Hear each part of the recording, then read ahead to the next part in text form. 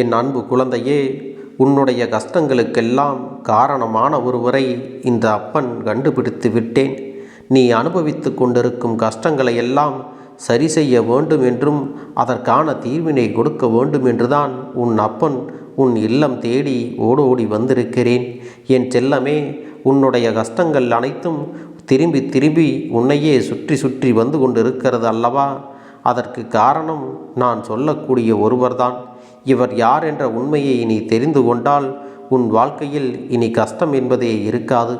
என் தங்கமே, இன்று நிச்சயமாக அதை தெரிந்து கொள்ள வேண்டிய கட்டாயத்தில் நீ இருந்து கொண்டிருக்கிறாய். ஏனென்றால் நீ இந்த வாழ்க்கையில் படுகின்ற அத்தனை வேதனைகளும் மிக மிக பெரிதல்லவா? உன் வாழ்க்கையில் நடக்கின்ற அத்தனை சூழ்ச்சிகளில் இருந்தும் தாங்கிக் கொள்ள முடியாமல் நீ வேதனையில் தவித்து கொண்டிருக்கிறாய் அல்லவா?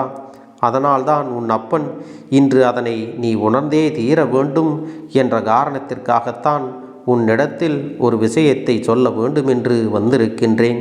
என் அன்பு குழந்தையே, தன்னை நல்லவராக காட்டிக்கொள்ள மற்றவர்கள் எப்போதுமே உன்னிடத்தில் நடித்து கொண்டுதான் இருக்கிறார்கள். அதுவும் ஒருவரை பற்றி புறம் சொல்லி பேசுவதிலும் அவப்பெயரை ஏற்படுத்தி விடுவதிலும் உன்னை சுற்றி இருப்பவர்களுக்கெல்லாம் பொழுதுபோக்காக இருக்கிறது. இப்படிப்பட்ட மனிதர்கள் எல்லாம் நீண்ட நாட்கள் நல்லவர்கள் வேடத்தில் உன்னை சுற்றி வர முடியாது என்பதை நீ புரிந்து கொள்.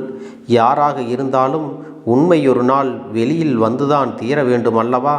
என் தங்கமே, ஒருவரை காயப்படுத்திவிட்டு இன்னொருவர் நல்லவராக இருக்க வேண்டும் என்று சொன்னால் இங்கு கடவுள் என்று ஒருவர் எதற்காக இருக்கின்றார்கள்? தெய்வம் என்ற ஒன்று இருப்பதையெல்லாம் மறந்துவிட்டுத்தானே இவர்கள் இது போன்ற செயல்களை எல்லாம் செய்து கொண்டு ஆடாத ஆட்டமெல்லாம் ஆடிக்கொண்டிருக்கிறார்கள். அப்படி இருப்பவர்களுக்கு கிடைக்க வேண்டியது நிச்சயம் விரைவிலே கிடைக்கத்தான் போகிறது என்பதை நீ உணர்ந்து கொள்ளப் போகிறாய். என் அன்பு பிள்ளையே, தனக்கு ஒரு காரியம் நடக்க வேண்டுமென்றால் எந்த விஷயத்தையும் எப்படி வேண்டுமானாலும் செய்வதற்கு தயாராகத்தான் இருக்கிறான். அதன் மூலம் மற்றவர்களுக்கு தீங்கு வரும், மற்றவர்கள் வேதனைப்படுவார்கள் என்றெல்லாம் அவன் யோசிப்பதே இல்லை. அப்படிப்பட்ட பொய்யான உறவுகளையும் போலியான நண்பர்களையும் இழப்பது எல்லாம் உண்மையான இழப்பு கிடையாது. என் தங்கமே, முதலில் உன் வாழ்க்கையில் இழப்பு என்றால் என்ன என்பதை நீ புரிந்து கொள். உன்னை ஒருவர் நீ கஷ்டத்தில் இருக்கும்போது நடுத்தெருவில் விட்டுவிட்டு பிரிகிறார்கள் என்றால் அதுதான் உண்மையான துரோகம் என்பதை புரிந்து கொள்.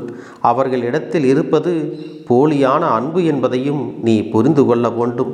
அவர்கள் உன்னை விட்டு செல்வதெல்லாம் உண்மையிலே உனக்கு இழப்பு கிடையாது. அது உன் வாழ்க்கையில் உனக்கு கிடைத்திருக்கின்ற ஒரு வகையான பாடம் என்பதையும் நீ புரிந்து கொள்ள வேண்டும்.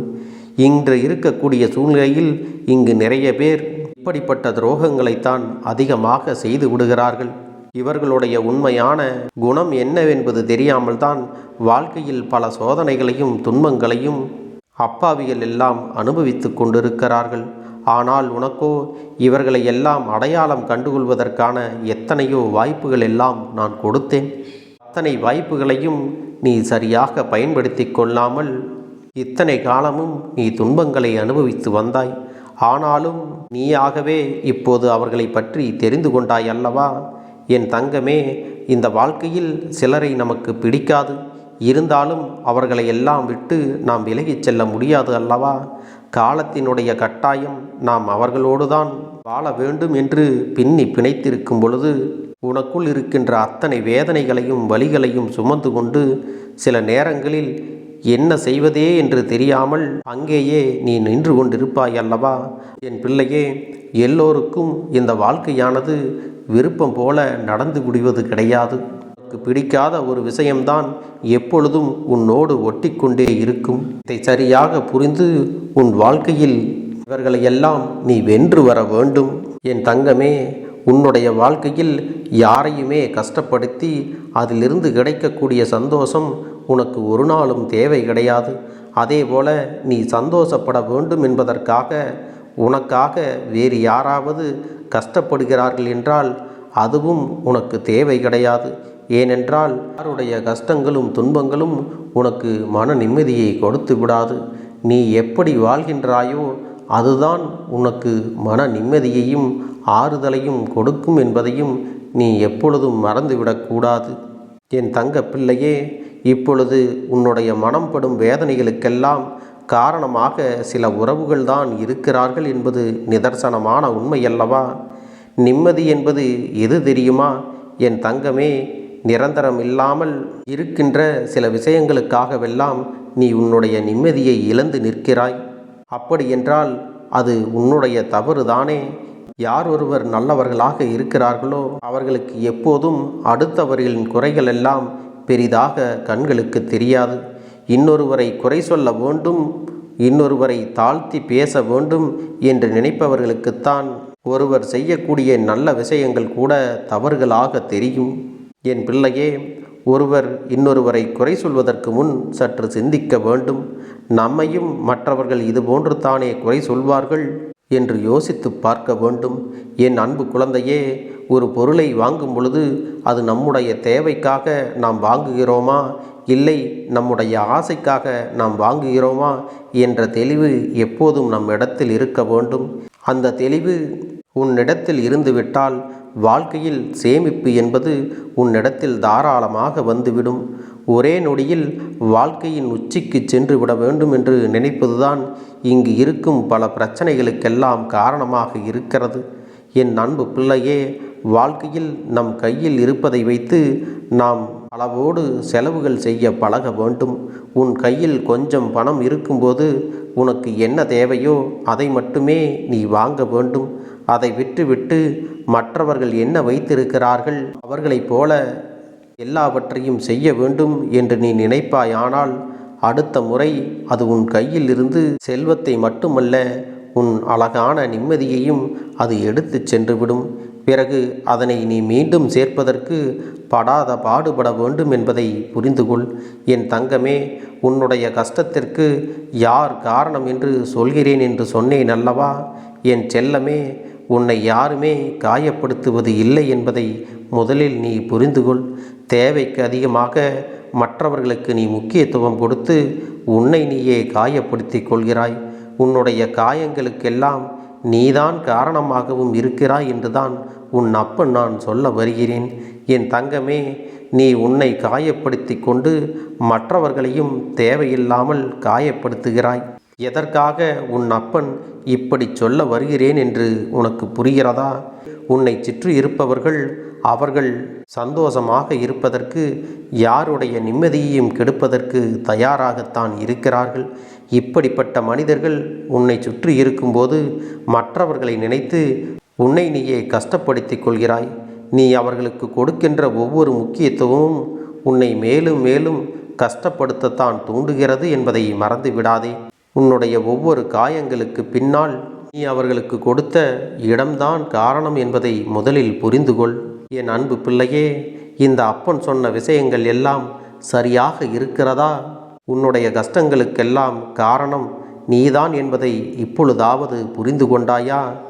என் அன்பு பிள்ளையே, தேவையில்லாத எண்ணங்களை தூக்கி சுமப்பதும் தேவையில்லாத நபர்களின் பேச்சுக்களை எல்லாம் மனதில் எடுத்துக்கொள்வதும் மிக பெரிய தவறு அல்லவா?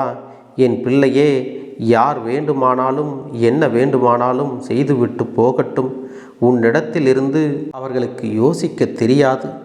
அவர்கள் சுயநலமாக யோசிப்பவர்கள். உன் போன்ற நல்ல எண்ணங்கள் எல்லாம் அவர்களுக்கு இல்லை. அப்படி இருக்கக்கூடிய சூழ்நிலையில் அவர்களின் வார்த்தைகளுக்கெல்லாம் நீ ஒரு நாளும் உன்னுடைய மனதில் இடம் கொடுக்க வேண்டிய அவசியம் இல்லை.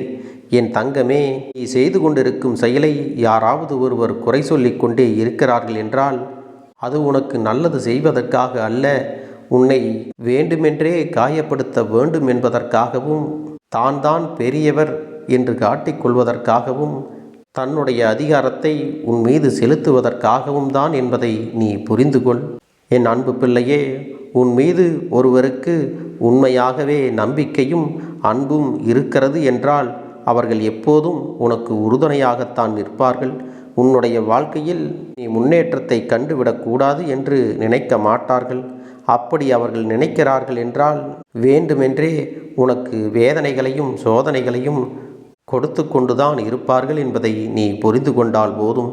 என் தங்கமே, வாழ்க்கையில் பாசம் என்னும் எண்ணத்திற்கு முதலில் நீ அதிக முக்கியத்துவம் கொடு. ஆனால் அந்த பாசம் உண்மையானதாக இருக்க வேண்டும் என்பதை நீ மறந்து விடாதே.